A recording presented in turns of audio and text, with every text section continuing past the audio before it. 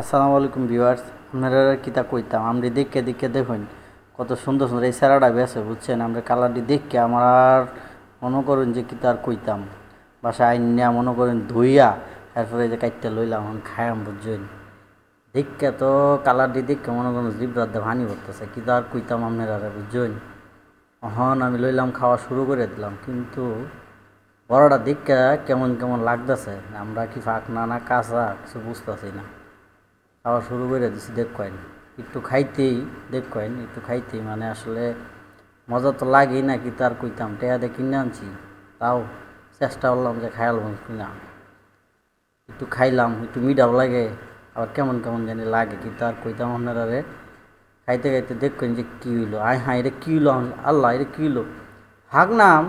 কিন্তু খায়া তো দেখি দেখবেন কামরা কী করছে, আমার কি ঠকানরা ঠকাইছে আপনারা। আসলে আম যদি এখন কিনুন বুঝছেন, দেখবেন আম কিনবেন, এই দেখুন এটা একবারে কাঁচা আম বুঝছেন। এই দেখুন ফাঁক না আম ফরমালিন দেখ কী করছে আপনারা।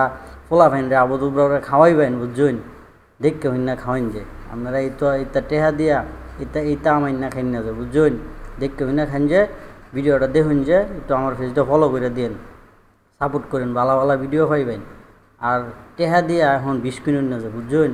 তো ভিডিওটা দেখবেন, দেখবেন আমার কালারটি দেখছুন। আরে আমরি দেখলে কি মায়াটা লাগে, কেমনে খায় আম বুঝছেন। কিন্তু দেখুন এই দেখুন কাটার পরে দেখবেন কেমন দেওয়া যায়। এই যে বড়টা দেখবেন আপনারাই দেখবেন। আমি আর কিতা কইতাম, আমি আর কইতারি না। আমার টেয়াটা আমি কী করছি কোন দেখবেন আমি একটা বাঁশ খাইছি, একেবারে বাঁশ। দেখবেন টেহা দিয়ে বিষ খাইছি, বিষ কি তার কয়াম বাহিয়াম লুলা।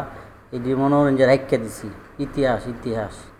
আপনারা এই যে আমার মতো বুঝছেন, দোকানে সাজানো আম দেখিয়া পাগল হইয়া টেহা দেয়া এই দেখবেন কত বড় বড় আম। একটা আম মনোরঞ্জন না হইলে 200-300 গ্রাম 400 গ্রাম হয়ে যাবে।